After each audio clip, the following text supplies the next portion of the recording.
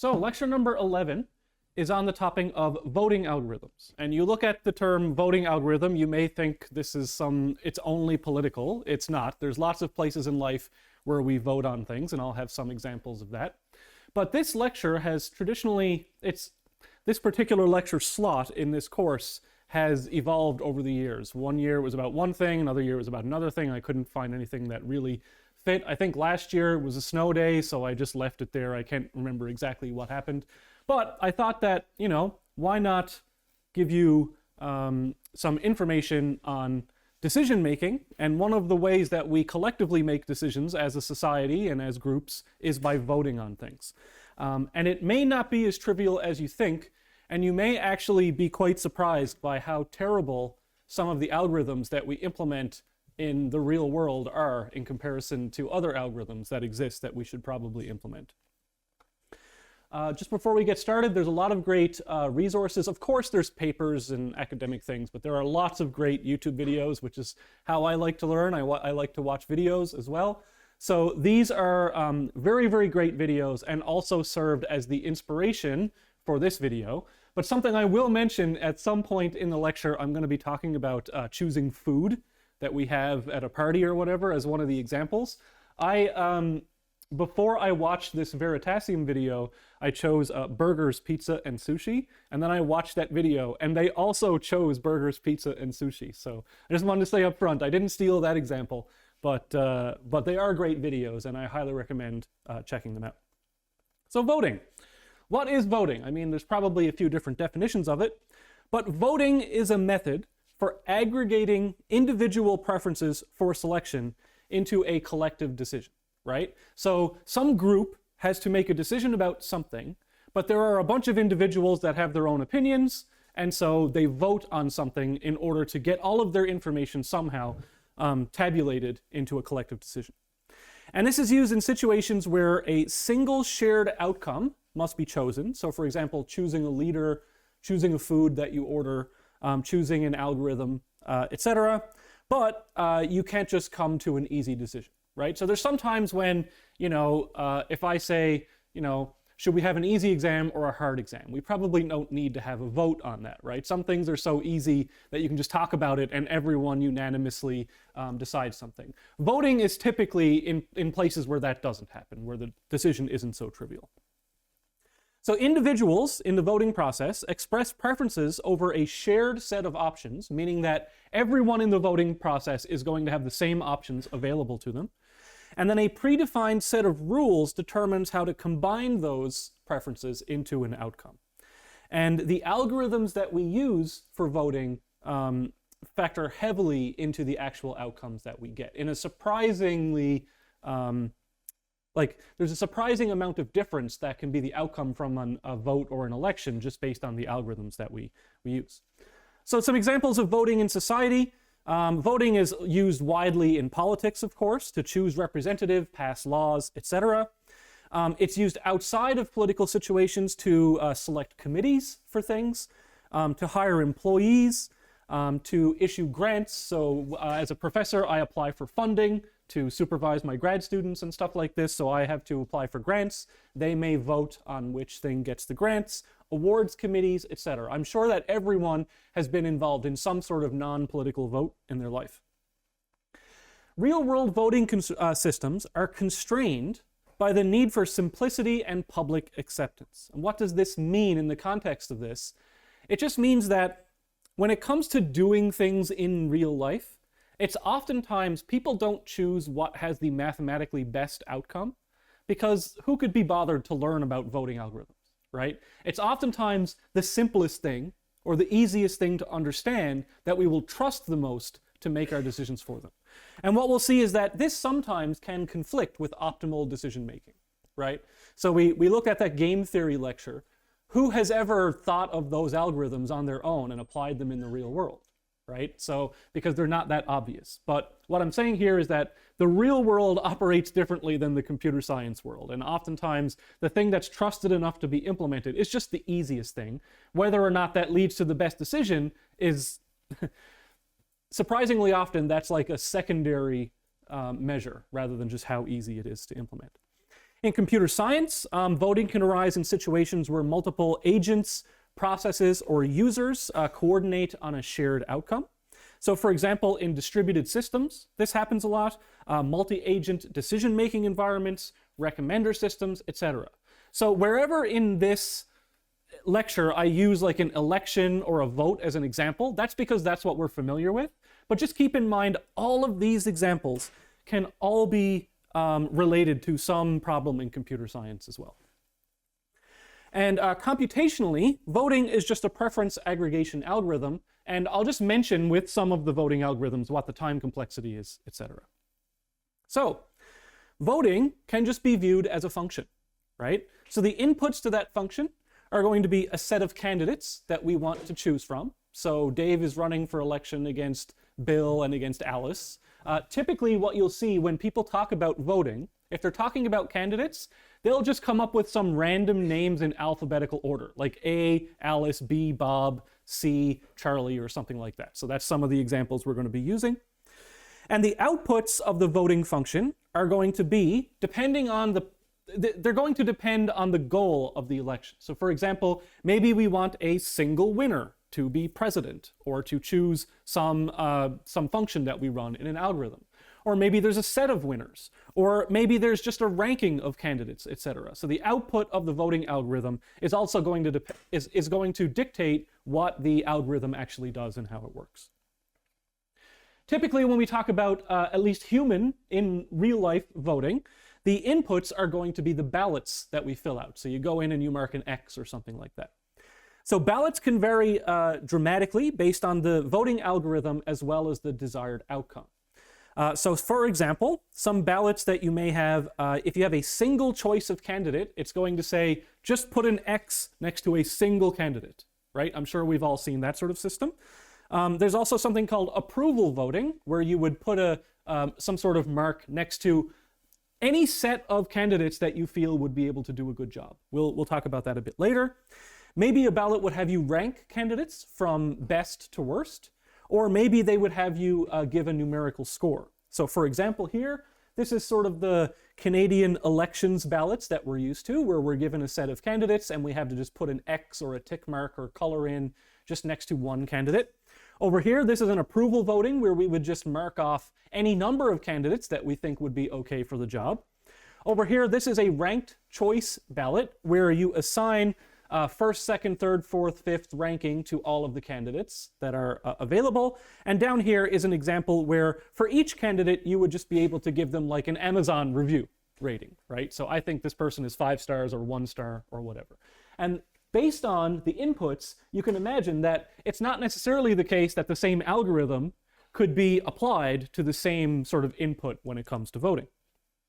So different elections may have different desired outcomes or decision-making processes.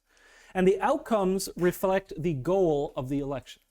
So for example, some of the goals of an election may be to choose a single winner. So I want one winner for this election, or I want to choose a set of winners, or I want to produce a ranking. So for example, a single winner might be in a political system where, okay, there's going to be one leader for this particular area. So there would be one winner for that particular voting system. A set of winners. This is an example from my local, so I live in Portugal Cove, St. Philip's. We recently had an election for the town council. And so the town council was, there are 19 candidates who want to sit on town council, and there are only 6 people who will win that election. So the voting ballot for that was a list of 19 people, and you got to choose up to 6 of them. You can choose 1 if you want, or up to 6. When would a ranking be possible? Maybe you don't want to decide on a single winner, but you want to take all of the candidates and rank them. So I've been on the search committee for the computer science department for a number of years. And what the search committee does is if we're hiring another professor, what you typically do is, as the search committee, the output of that function, if you want to look at a committee as a function, you take in all the candidates, and then at the end, you hand a list, a ranked list of all the people who applied to the head of the department, right? And the reason there's not a single winner, and you want to produce a ranked list, is because in this case, what if you offer the job to the first person, and they've already been given another offer somewhere that they've accepted? or the money isn't enough, or they can't get their spouse to move to Newfoundland or something. So in that case, we would want to have a ranking, because if the first person doesn't work out, we would want to go to the second person, etc., etc. So sometimes voting doesn't choose a single winner, it will rank all the candidates instead. There are a number of considerations when it comes to creating a voting algorithm. First should be fairness, right? So you should treat voters and candidates symmetrically and avoid biases. So you shouldn't have, well, if Dave votes, his vote counts for 3, but everyone else's counts for 1, right? We want that everybody in the election and all of the candidates have the exact same algorithm applied to them. Simplicity, you want it to be as simple as possible, because humans are sort of tribal lizard brain, animals who don't trust things if they can't understand them. And a lot of people don't want to have to sit through an hour-long lecture on voting algorithms to understand some other algorithm. They just want the simplest thing possible. Expressiveness. This is really important, and we'll see why. So how much information voters are allowed to convey about the candidates. So for example, if you can only choose one person, should you have been able to say what your second choice would have been, or your third choice, or something like that? That's going to be important. Security is also a factor. So how, and I don't mean security from the physical point of view of someone coming in and taking a bunch of ballots and burning them or something like that, but how easily is the vote manipulatable, right? Like if there's someone that you really don't like, are you able to somehow make them more likely to lose rather than just picking a winner, etc.? And computability, both computationally and in terms of actually running an election in real life, right? It's hard enough to get someone to show up for one election. Imagine if we had an algorithm that ran 1,000 elections and took the average or something like that, right? So computability is also a factor. So what is the goal of a voting system, or what should it be, I guess? Well, the goal of a voting system, and this is sort of my opinion because there's no one set of goals that every voting system has, but it should be to maximize the overall happiness or satisfaction of the results of the process. And what do I mean by that? Well, after the results come in, if each voter were to assign a numerical utility value to each candidate winning, we want to maximize the sum of the value over all voters. Right? So it would be really bad if we had a system where 99 out of the 100 people voted for candidate A, but somehow candidate B won. And then 99% of people are unhappy, and 1% of people are happy. That is something we would want to avoid whenever we're voting on something, right?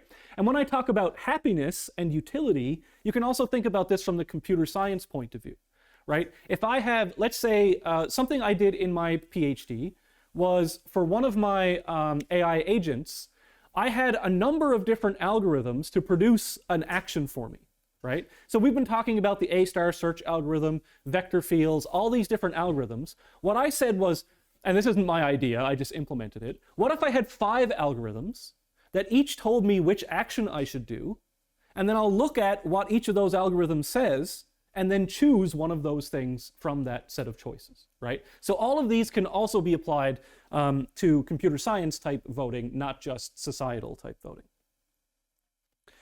So voting systems, they can be classified by how much information they extract from each voter and then how that is aggregated. So there's 2 parts of every voting system. One is how much information you're allowed to say. Right, so we've talked about that. So is that just marking one candidate or ranking candidates, giving them a score, etc.? The other thing that's important is how I take that information and then decide on who wins based on that information. Okay, so there's an infinite number of algorithms that I could take using ballots and then decide on a winner. So the classification helps us compare systems and allow people to understand how they work. Right, so if you've described one, for example, ranked choice voting system to someone, and then there's another algorithm which is also classified as a ranked choice voting system, then someone who's familiar with the other one can be kind of familiar with this one. So we want to classify them for that reason. And voting systems differ primarily on how voters assign preferences to candidates, and we'll see all types of examples. So there's a bunch of different types of voting systems, and I'm just going to list some of the more popular ones. One is called single choice, plurality based. Plurality just means whoever got the most votes. Majority would mean did someone get most of the votes, right? So more than 50%. So plurality just means the person who got the most. Majority means did someone get more than half. Okay, so we'll see the difference between those.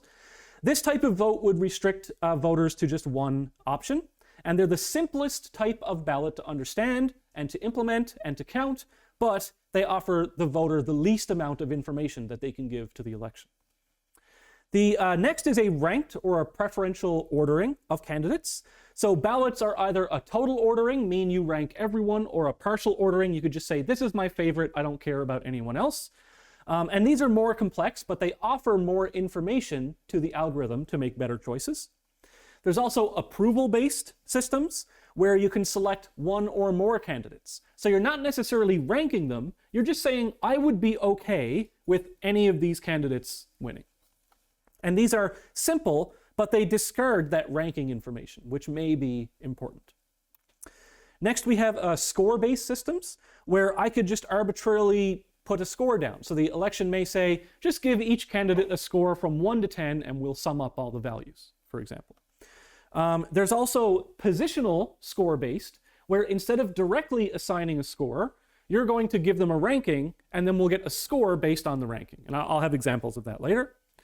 There's also something called pairwise or Condorcet type algorithms. Condorcet was just a French mathematician who was popular for being the first to publish about these type of algorithms. And that's where you compare, instead of just as a whole, you would compare everyone head to head, right? And then maybe select a candidate that would win against all the other candidates. We'll talk about that. Also, proportional representation. And in proportional representation, these allocate multiple winners instead of just a single winner in order to try and encapsulate more of the preference of voters, right? So proportional means that, you know, if, anyway, I'll get to examples of those. I don't need to explain them all in this slide. So who has heard of first past the post voting system? No hands. Okay, so this is what we use in Canada. It's a terrible name. There's no post that we have to get past, and you don't have to get there first. So whoever came up with this name, I hate them, right? Because it means nothing with respect to the actual voting system.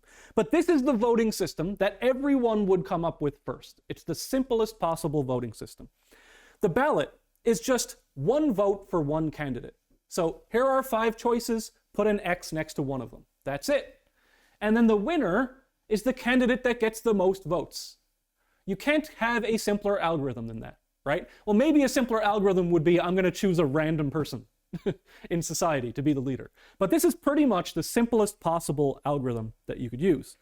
And this is a plurality-based voting system. Plurality meaning that the winner does not need a majority of the votes. They just need the highest number of votes. And I'll show an example of why that can be bad.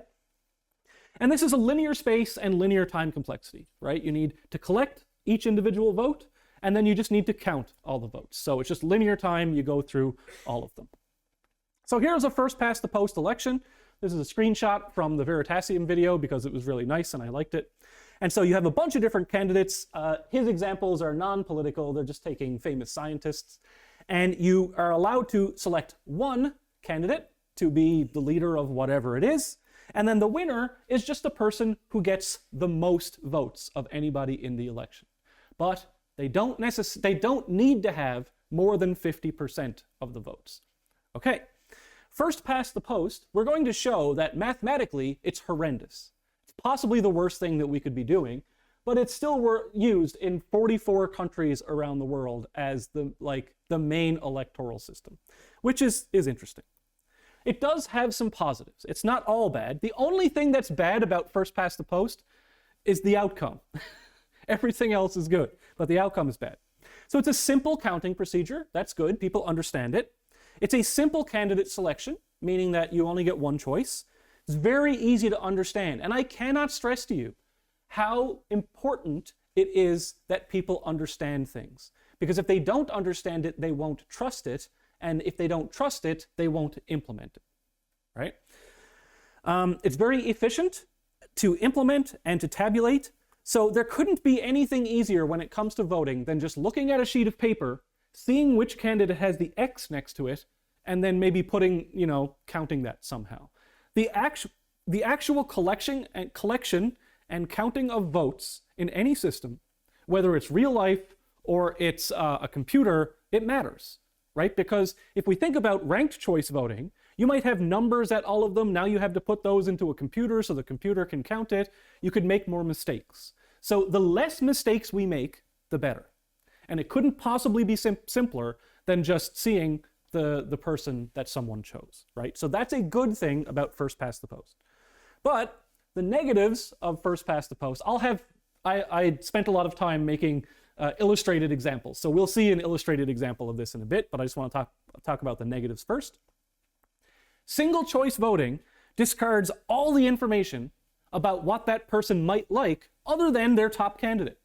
That's it. That's all the information you know. But as human beings, we have various opinions and we would like to express those somehow. So for example, you might be happy if candidate A won or if candidate B won. But A might be just slightly better in your opinion, so you vote for A, but you can't say anything about, well, if A doesn't win, I hope B wins, right? You're not allowed to have any sort of input like that, which could be important. Also, something that can happen is if two voters have different overall preferences, they may end up casting identical ballots, right? Maybe I really love A and hate B, but you kind of like A and kind of like B, but just a little bit less. We have vastly different opinions, but both of our ballots will just say A, right? And ideally, that's not what we would want to have. So this loss of information limits the system's ability to reflect the true nature of the voters' preferences. And so one thing that can happen here in a plurality-based system, this is a screenshot from the CGP Gray video where he shows a bunch of great examples of elections and he uses animals, right? The animal kingdom is holding an election, is minority rule. So what does minority rule mean? Well, in this case, what was that? Tiger? Leopard? Whatever it is, that leopard is now the king of the jungle, but 80% of people did not vote for that leopard, right? That's one of these really bad cases of first past the post. And it happens all the time in the real world. Okay, oops, I meant for that to appear one by one. So something else that can happen, so minority rule is one of the bad things. Another really bad thing is called the spoiler effect. So let's picture that there's a close election between two candidates, candidate A and candidate B, like 50-50 almost. Then a third candidate appears that has a close political strategy to candidate A. So A and C are quite similar in the things that they are promising. So what happens? Some that were going to vote for A may now switch their vote to C. And then so C takes or steals some of the votes from A. Let's see how that can be bad. All right, we're going to have an example that shows exactly this. So unfortunately, we're not having an end of term food party in the class. I would love to, but if I had funding, I would gladly do that. But what we're going to do is we're going to vote for the food you would want for an end of term food party, right? I'm being very careful not to express any political opinions here, so we're using food. All right, so the choices are hamburgers or a pepperoni pizza. Now you may ask yourself, how did Dave choose those two as the only food that we're going to actually look at? And this is one of the problems, right? How did we get those candidates in the first place? Why can I only choose from one of two things? We'll see why that may be in the future, but let's just go along with this example for right now. Your two choices are hamburgers or pepperoni pizza. So I know that some people may not eat meat, etc., but let's just pretend that you had to choose one or the other. Who would prefer hamburgers? And who would prefer pizza? Okay, so far more for pizza. I sort of guessed that, but so I put down 60% for pepperoni pizza, 40% for hamburgers. Okay, so good. It truly reflects the class. So in a head-to-head vote, the class preference is properly represented. So first past the post is okay if there's only two candidates, because really all you can do is vote for one of the other anyway, and then count up the amount of votes. And if there's only two candidates, then one person is going to have, by definition, at least 50% of the votes. So it's either going to be a tie at 50-50 or one person will have greater than 50%. And what we're really looking for is someone to win who has more than 50% of the vote. So here's what we have. We have 40% for hamburger and 60% for pizza. This is first past the post, so the person who got the most votes wins. Okay, here's the spoiler example. What if, for some reason, there was a third candidate, Hawaiian pizza, right? Hawaiian pizza is a very controversial topic. It's ham and pineapple. Some people, fruit on a pizza, get out of here. Some people hate it, some people love it. I like it, but that's irrelevant. So the voting now changes because some of the people who just like pizza, they're like, oh, now I get a choice of pizza. This is great. So some of the people are going to stick with pepperoni pizza. Some of the people are going to say, well, I want Hawaiian pizza. So the pizza vote now gets split, right? So here's what we had before. Now Hawaiian pizza comes along and takes almost half of the pepperoni pizza vote. So what do you get? Hamburger wins. Even though more than half of the class wanted some sort of pizza, hamburger wins. That's terrible because more than half the people didn't want hamburger. That's a minority rule, and that's something we want to avoid. So, I love this. I just found that. I searched for a pizza voting bad outcome or something, and that came up. So, in the first example, 60% of people wanted the pizza. They won, right? But as soon as we got a third candidate, this is the spoiler effect. Another person can come in who is very similar to another person, split the vote, and then the person who the majority of people don't want gets elected. So that's not great. And the reason is because voters had no way to express secondary preference. And I'll give an example of that later when we do have secondary preference. I just put this up there. I'll read through it really quickly. I'm going to show some examples. What I'm trying to show here is the mathematics behind it all. Whether or not you're on one side of the political spectrum or the other side of the political spectrum, or whether or not one voting system happened to work out for your political party in one particular election, doesn't mean that it won't ruin you in the next election, right? So all this slide is saying is we're looking at algorithmic scrutiny, maximizing overall happiness, and it doesn't matter what your political party or your political beliefs or any beliefs happen to be, you should be in favor of better algorithms because they will be better overall for everybody. Okay, that's what now if you're a dictator, that may not be the case, you don't want that, but us as rational agents, we want to make rational decisions, right? So here's an example. Does anyone know who these people are? It's a little bit before your time. So this is Al Gore, right? From, they're all political candidates. This is Ralph Nader, and this is George Bush. And they were all running for a president at the same time. So what happened? These are the election results of Florida. The way the US political system works with all of its craziness, what happened was whoever won Florida was going to win the election, right? So whoever won Florida, because of the way everything else worked out, whoever won this election was going to be president of the United States, which is very important. So what happened was, when all the votes were counted, almost 3 million people voted for both Bush and Gore. Gore was 500 votes behind. Can you imagine how close that is? Like 0.0001%, or something insanely close. Like 1/2000th of a percent. But then what happened was that the Green Party stepped in, right? Nothing bad about the Green Party. Ralph Nader was a candidate for president. And what the contention was at the time is that Ralph Nader, who is a more liberal candidate, many of the people who voted for Ralph Nader probably would have liked their second choice to be Al Gore instead of George Bush. That's just the way that politics works, right? Some people are closer. So a lot of people contest that because Ralph Nader got 100,000 votes, it's very probable that the majority of those would have went to Al Gore, right? And Al Gore would have won the election and become president of the United States if that guy didn't happen to run for president. Isn't that crazy? how that can happen in our system, how the literal president of one of the biggest countries in the world, or at least politically affluent countries, can be chosen because some other guy ran. And you can also say it about all these other things, right? Which is very interesting.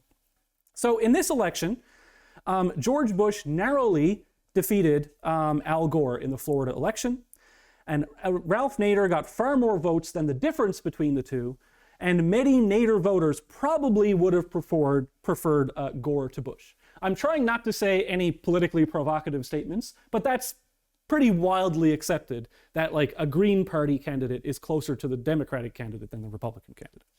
So with Nader, Bush wins. Without Nader, Gore wins. And ideally, we would like to have a political system where no matter who enters, you should be able to have 50 people run and not have this spoiler effect where you're actually affecting the outcome of the election for other people other than yourself. That should not happen in a voting system. Now, when it comes to Canada, we do have 4 parties, but in most districts, it's pretty much a 3-party race, right? I'm not trying to discount the Green Party. It just sort of helps if I only use 3 parties here. So the 3 main parties in most political elections in Canada are Conservative Party, or the Progressive Conservatives, that they changed names, the Liberal Party, and the NDP Party. And the Liberal and the NDP parties are more closely politically aligned with each other than they are with the Conservative Party. Now, I'm sure that a lot of people will say, you know, just because they like the NDP doesn't mean they like liberals, et cetera, et cetera. But they are definitely more closely aligned than the Conservative Party.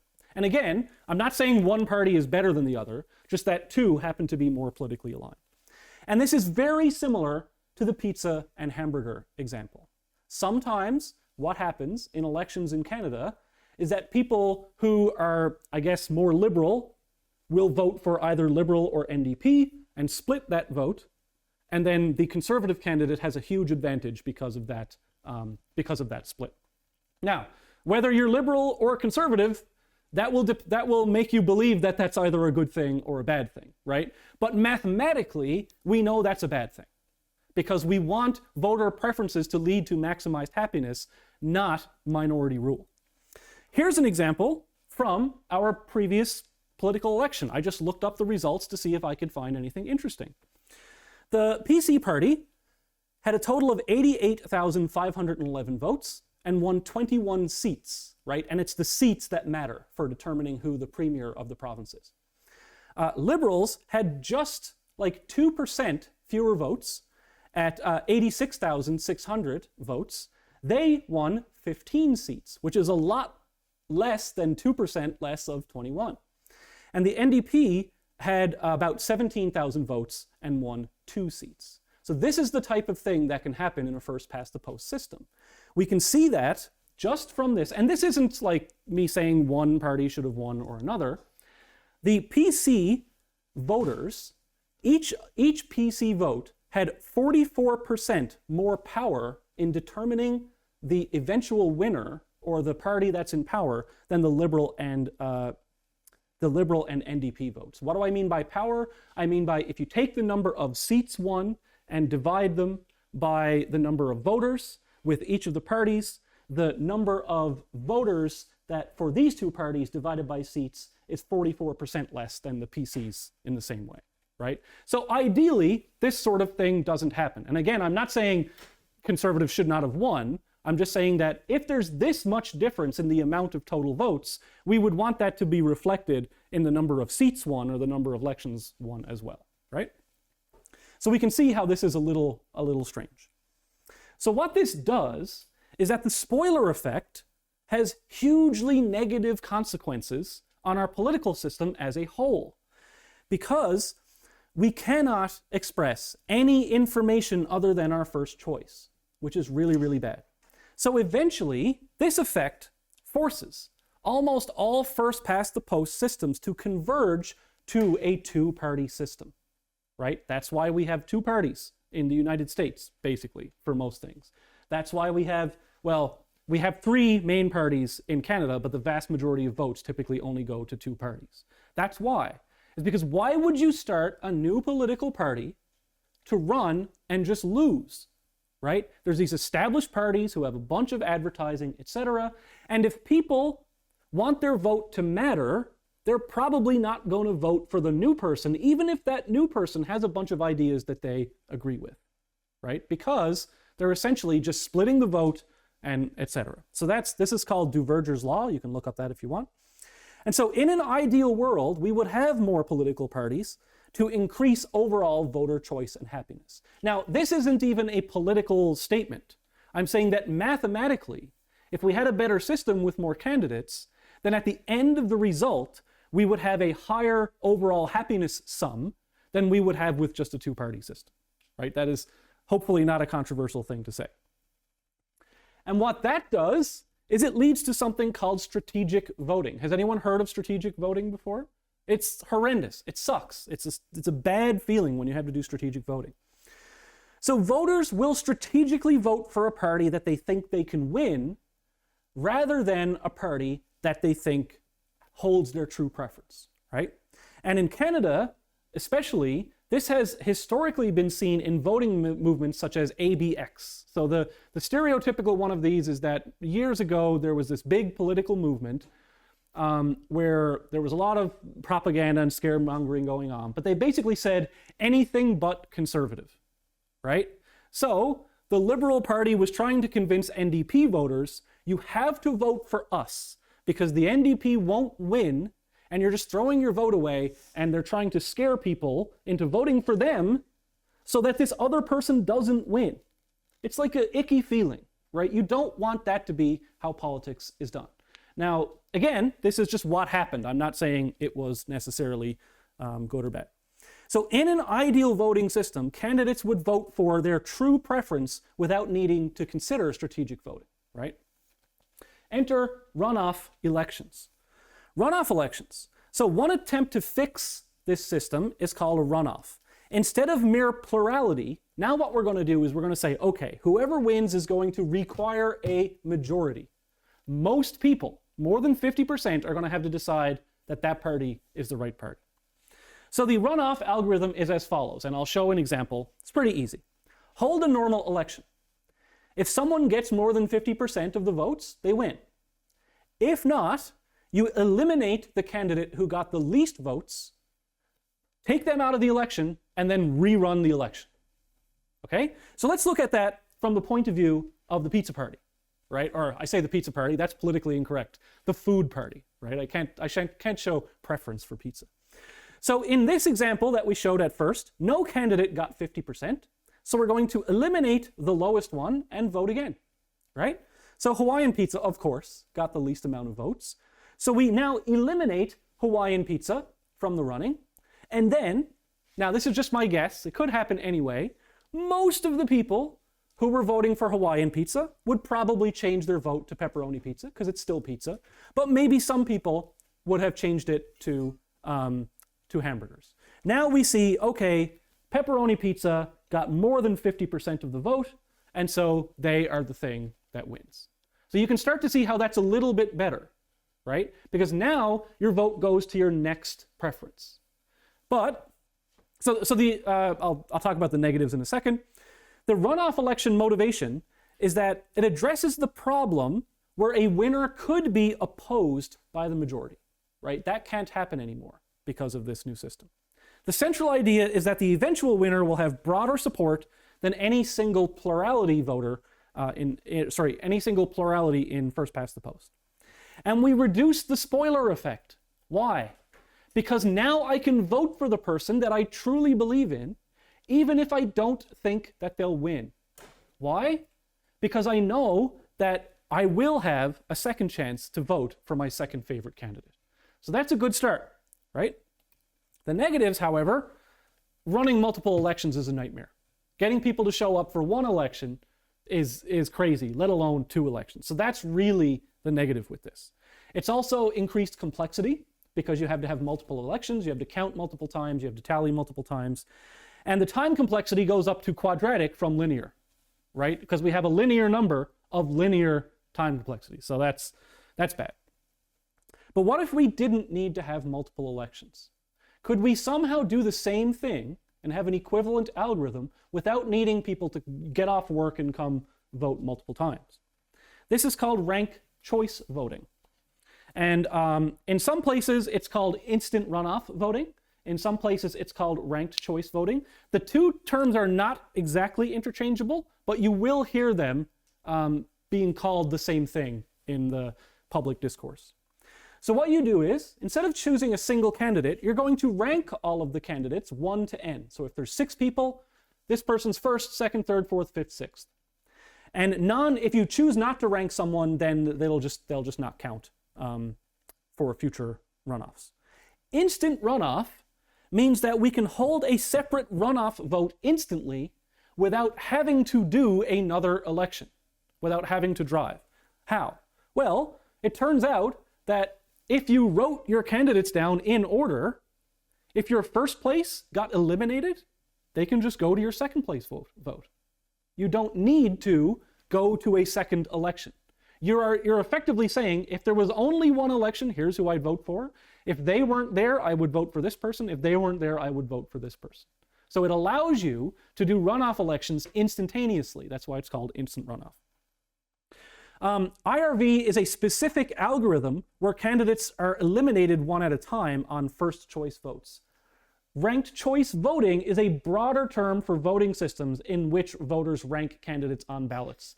So they're not exactly the same, because one is how you tabulate the votes and one is how you count the votes, or one is how you fill out the ballots. So, but I just want you to know that sometimes when you read about this, you will hear them called the same thing. So here's the algorithm. Really simple, even though it looks long. And I'll have an example of this. Voters cast ballots ranking all the candidates. You count, instead of just counting the single choice, you instead now count how many voters chose this person as number 1. That's the important thing that we're counting. If any candidate has greater than 50% rank 1 votes, the election is over and that candidate wins. If nobody has greater than 50%, then you remove the candidate with the fewest rank 1 votes, and the votes are eliminated. Any vote that was eliminated because of that goes to the next choice, right? So if you voted first for Hawaiian pizza, your next vote will be for pepperoni pizza, okay? And then we repeat this until a winner is found, because you could have 20 candidates, right? So here's how we look at this now. So this would be our ballot. We would say, I want Hawaiian pizza first, I want pepperoni pizza second, I want a burger third. So that's the single ballot that you would fill out. And now we're counting the rank 1 votes. Here are the rank 1 votes over here. We can see that Hawaiian pizza should be eliminated. And then rather than having another election, we know who this person would have voted for if there was a second election, right? So we just take pepperoni pizza, and now we get the exact same outcome that we would have if we had had multiple elections. So this is one way of producing the same result. Now that's assuming that nobody changed their mind between the elections, right? But yeah.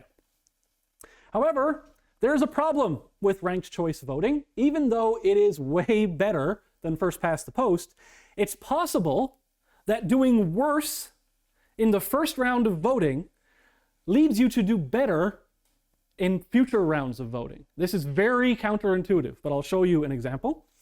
This is completely dependent on the exact results, but it can happen, which is not what we want. So let's say that this happens. Now we're voting for 3 candidates for food: burgers, pizza, or sushi. Let's just say that most people who choose burgers hate sushi.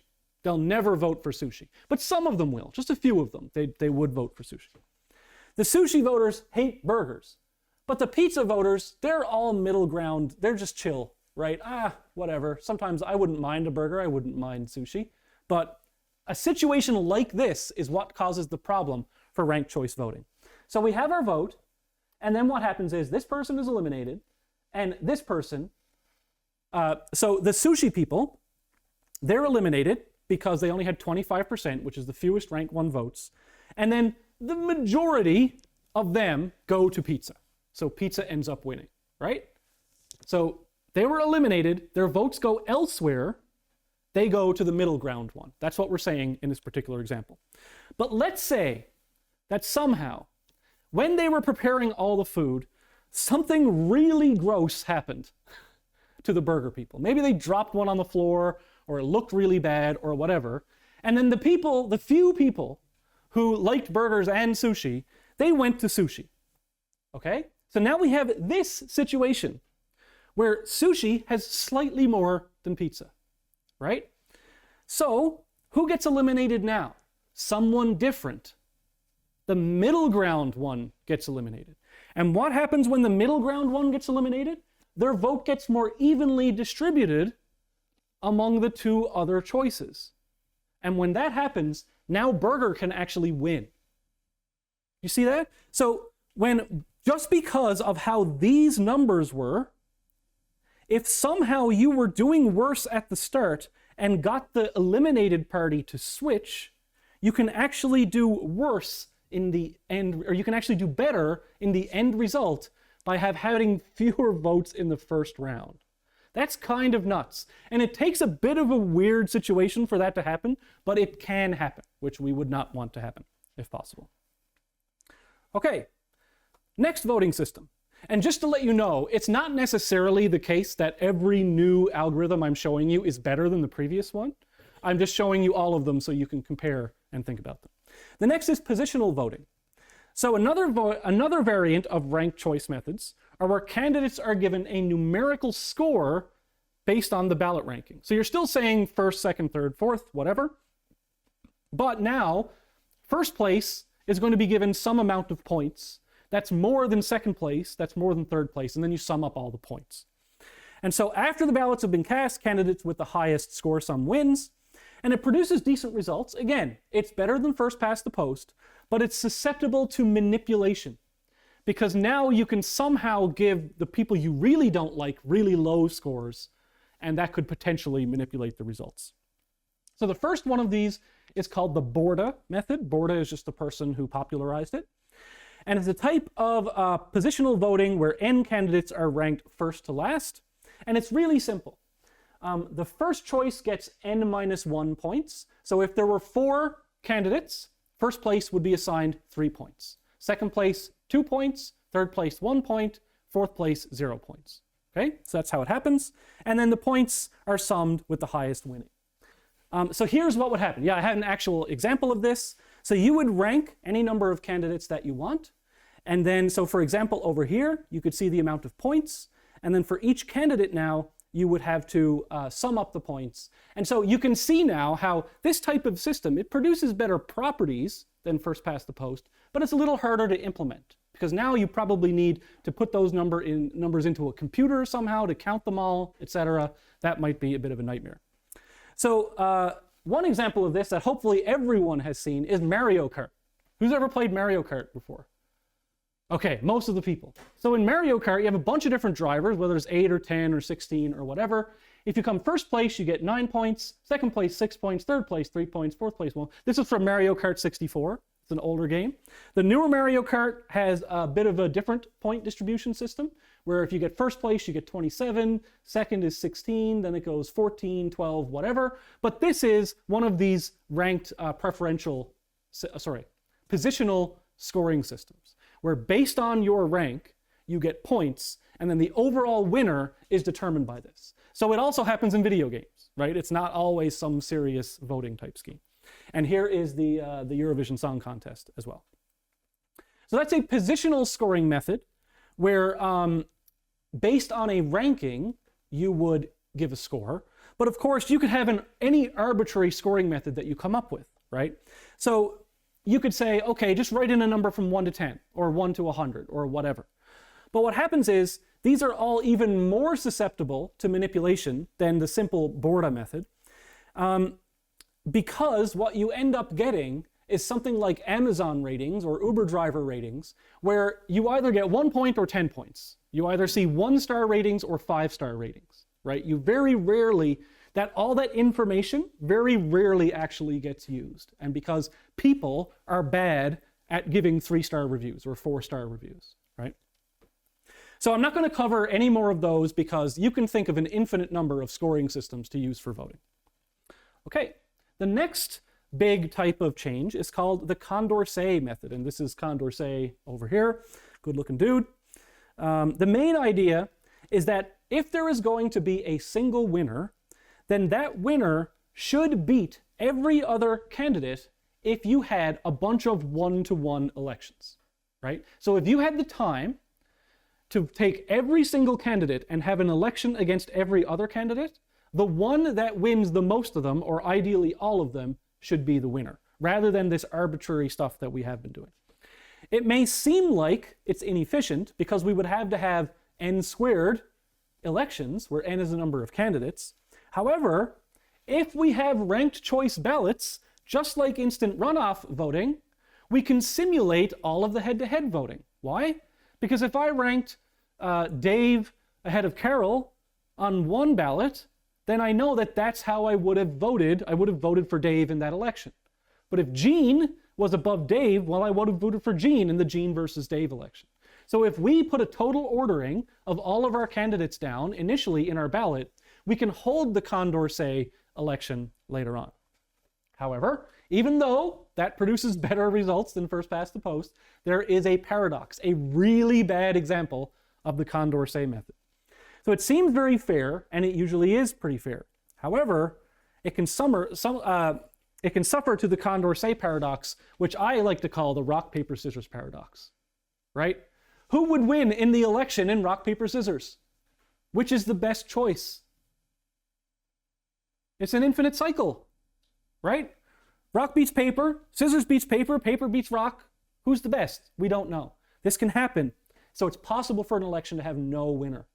So let's have a look at that in terms of our sushi, pizza, burger example. So we have three voters over here. This is their ranking from left to right. This person prefers burgers to pizza to sushi in that order. So I've put up this cherry-picked example. Now let's have a look at each pairwise election. So let's have a look at burgers versus pizza. Who wins in burgers versus pizza? Just shout it out. Who? Burgers, right? A couple people said pizza. Burgers first here, so it wins once. It doesn't win this one, but it does win this one. So burgers won twice against pizza. Pizza won once against burgers. Let's have a look at pizza versus sushi. Who wins? Pizza, right? Don't be afraid, just yell it out. And who wins in burgers versus sushi? Sushi. So what's the best? Well, burgers beat pizza, but pizza beat sushi, but sushi beat burgers. Well, now we don't have a party. Sorry, guys. Right? So this is an example that can happen in a Condorcet method. And a really interesting thing that happens, so I hold this competition every year. It's called the StarCraft AI competition. People submit their StarCraft AI agents, they play in this game, and the winner that in this particular competition is whoever has the highest win rate at the end of the competition. So each bot, let's say there's 10 bots, this bot will play the 9 others, then the second one will play all the 9 others, and they just keep playing and playing and playing. What happened in one year is that even though first place had a higher overall winning percentage than everyone else, so they were declared the winner, they actually lost most of the games that they played against second place. Second place lost most of the games that they played against third place, and third place lost most of the games that they played against first place, or actually lost. So second beats first beats third, and third beats second. So did they really win the competition? That's an interesting argument, but that's another example of this rock, paper, scissors type of thing. So when it comes to evaluating election algorithms, this guy named Kenneth Arrow, who wrote a PhD thesis in the 50s on this, wrote down the 5 things that we would like to see out of different election systems. One is unanimousness or unanimity. If every individual prefers one choice to another, then the final group ranking should also prefer it, right? That makes sense. It's like almost transitivity, right? Freedom from irrelevant alternatives. So if a choice is removed, the rankings of the other ones shouldn't change, right? Remember in first past the post when we introduced Hawaiian pizza? We introduced Hawaiian pizza and now the ranking changed between burgers and pepperoni pizza. That's not something we want, if possible. Individual sovereignty. Each individual should be able to choose to order their choices in any way and indicate ties if possible. So we have that in ranked choice voting if possible. Uniqueness of group rank. This means that the methods should yield the same result when applied to the same ballots every time. So we can't have any randomness in there, right? So if we take the same ballots and we run the same algorithm a bunch of times, it should always produce the same result. And also, non-dictatorship. The preferences of any individual should never outweigh all others in the group, right? That first example I showed of 99 people chose sushi, but Dave chose pizza, right? And I'm the prof, so I get to choose pizza. No, that shouldn't be it. You should probably have the sushi, right? Now, these are a little bit more complicated in practice. I just put up the single line versions of them. I won't be asking any questions on the exam about these things. I just wanted you to know. But here's the interesting thing, is that Arrow also came up with something called the Arrow's Impossibility theorem. So he described the 5 criteria that we would ideally want in a voting algorithm, and he mathematically proved that for any ranked choice voting system, it is impossible for all 5 criteria to be held at the same time. So that Veritasium video, where it's called Why Democracy is Mathematically Impossible, that's what he's talking about. That it's impossible for a ranked choice voting system to hold all 5 properties true at the same time. There must be at least one of them that we are willing to give up in order to satisfy the others. And he won the Nobel Prize in economics for that. So it was a pretty big thing. All right, next. But one of the things that annoys me is that mathematicians sometimes, even though our current political system, at least in Canada, is first past the post, and it is shown that instant runoff voting, for example, just to choose one of them, is mathematically superior to first past the post, you would think it would be a really easy decision to just implement instant runoff voting instead of first past the post. But what some people will say is that, well, because no system is perfect, why should we change it? Right? What a weird point of view to have. We know that one thing is better, but it's not perfect, therefore we shouldn't use it? Anyway, I'll try not to let my emotions come through too much in the election. But anyway, this is one of the reasons why people are hesitant to change to ranked voting, because it's literally not perfect. Anyway, okay. Approval voting is the next thing. It's probably the second easiest to understand. Instead of requiring a ranking of all candidates, just select the ones that you approve of. That's it. So I'd be okay if Steve or Alice won. That's all you have to say. So I'd be fine with any of these. And then the winner is just the candidate that receives the most overall votes. That's it. Or possibly multiple candidates. It loses some ranking information, but it avoids some of the pitfalls of ranked choice voting.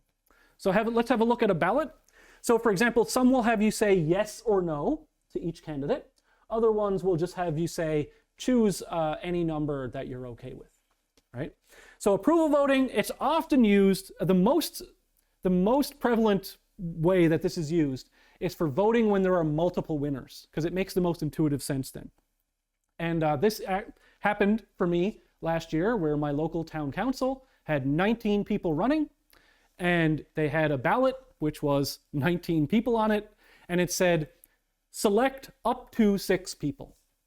And that made sense, right? Because if there's 6 people running for this committee or the town council, you get to say, here's my ideal 6. If you take my ideal 6 and your ideal 6 and your ideal 6 and your ideal 6, and you just count up what 6 people most people approved of, then that's the council. It makes so much sense, and it is so much better than first past the post. But for some reason, this could also be used if we only have a single winner, but it confuses people. I've talked to people about this, and they say things like, well, why would I select multiple people if only one person wins? That's weird. Why would I do that? But as computer scientists, as mathematicians, what you now know are the mathematical properties that even if there's only a single winner, like for example, instead of the town council, maybe there's a mayor, right? Select any number of people that you would be happy with for mayor. Doesn't it make sense? Right? And then you just count up who the most people were happy with. and that person is mayor. Okay, anyway, it's a better system than first past the post. There are obviously trillions of other voting systems that we could come up with. These are the main ones. There is no single provable best voting method. So the conclusion of this algorithm wasn't, hey, let's all do this. That's one of the problems with changing voting systems, is there's no single best one. They all have their own properties. But what we can say is that first past the post is provably terrible, mathematically. And in most situations, ranked choice voting or approval-based voting methods will do far better if we're trying to maximize overall happiness with the results, right? Again, I hope you understand that this is not a political statement. It is a mathematically provable fact that these two voting systems, in the vast majority of cases, do better than the one that we are currently using. And we've only scratched the surface. One other interesting thing that I want to talk about, because this can happen in computer science as well, but it typically happens most in political systems, is called gerrymandering. Who's heard of gerrymandering before? Yeah, so gerrymandering was named after, there was some guy in an election in like the 1800s whose name was Jerry, and he was accused of some fraud, and then gerrymandering came out of that, right? So what is gerrymandering? It's the manipulation of voter grouping boundaries to give an advantage to one or more groups in the election, right? So in most elections, and this makes most sense when it comes to actual real-world politics, you don't want to just have one election for the president, where everyone in the country just votes, because people enjoy having local representation. It would be good if there was someone from my town who cared about the town and was able to make some changes there. That makes sense, right? So typically what will happen is that a state or a country or a province or whatever will be proportioned up into smaller regions. Each of those regions will have a vote, and then whoever gets the most total votes will be the president or prime minister or whatever. So this is often done on geographical boundaries or historical reasons, etc. So for example, regions of St. John's, there'll be St. John's East, St. John's West, the South, the North, there'll be Mount Pearl. They'll all have their own elections, right? There'll be, in the provincial election, there'll be the West Coast and the Northeast Avalon and all sorts of boundaries. Those boundaries make some sort of sense intuitively when it comes to local representation, but how do we draw the boundaries? Someone's in charge of that, right? Okay. First past the post is particularly vulnerable to this type of manipulation. Why? Because it's plurality-based rather than majority-based. Let's have a look. There's 10 houses in a region, okay? So this could be 1,000 houses, it could be 1,000,000 houses, whatever. But we've thought, okay, we probably want some local representation in this example. So I'm going to split this into 2 different regions. That's my goal. Now, here are the voters in these 10 houses. There's a cheetah over here, or a leopard. Is that a cheetah or a leopard? Which one is it, do you think? Cheetah? Okay. So we got 3 cheetahs, we got 4 owls, and we've got 3 gorillas, right? So if we were to vote first past the post, who would win the election for this single region? Should be pretty easy. The owls. Why? Because they have 3 and the others have, or they have 4 and the others have 3. Because they have more than the others in first past the post, they would win. So just keep that in mind. The majority of the people in this total region would have elected an owl in first past the post. But now let's draw the boundaries. And we get someone particularly sneaky drawing the boundaries, and the boundaries end up like this.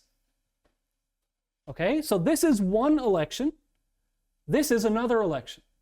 What happens now? We have 2 winners from 2 separate elections. The cheetahs win over here because they had 3 to owls 2, and the gorillas win over here because they had 3 to the owls 2. So in the overall, owls would have won, but someone sneaky drew the lines so that now the owls don't get anything. And it's literally just how you break up the communities. And trust me, this happens in the real world, and it happens a lot. Here's another example. Same voters in the same places geographically, but we draw the lines in 3 different ways to form 3 different elections. In this one, we draw the lines horizontally, so we just form the columns. In the column version, blue wins 3 elections to nothing. Over here, we've cut out this area in the middle, and then orange is going to win that one, but blue is going to win the other 2. And in this one, orange is actually going to win 2 of the elections. So it's the same voters in the same places, but you can manipulate the outcome, especially with first past the post, by drawing the lines differently. Isn't that, it's kind of nuts when you think about what's going on here. And this is actually a thing in the real world. So I'm just showing North Carolina here because it was just the first one I saw. I'm not saying North Carolina is corrupt, their elections are bad, whatever. I'm just showing you here how crazy electoral districts are. Why would this like boot-shaped Italy-based thing be in the middle of this other region, splitting it in 2? This one, look, it's like a cross with all these tendrils. You would think that these would just be like around county lines, but they're not at all. And in a lot of places, this is done, I'm not saying for this place, I just liked the picture, but in a lot of places, these lines get redrawn so that, well, maybe there's a lot of visible minorities in this area. And so instead of letting all of that group vote in one election, we'll take half of them and put them with the other people in this election and take the other half and put them in this one. So instead of them having their one very strong candidate, we split their vote geographically so that they get no candidates. This has happened. It doesn't happen all the time, but it has happened. There are laws against doing this too often, but anyway, sometimes laws change. The last voting algorithm I will talk about very briefly, but the CGP Grey video is titled "The Voting Algorithm That that Fixes Everything," right? Now, it's not perfect, but it is a really interesting system. And this is called the single transferable vote. And it's a ranked choice voting system where we are going to elect multiple winners instead of just one winner, okay? And it can help solve issues of representation as well as greatly reduce the effects of gerrymandering. So it is very resistant to gerrymandering. And the algorithm is a little bit complicated, and I didn't want to have to make another 50 slides to give an example, but please go watch this video. This is an illustrated, very well done example of single transferable vote by CGP Grey. And you're just saying, what the hell could you possibly ask about this on an exam?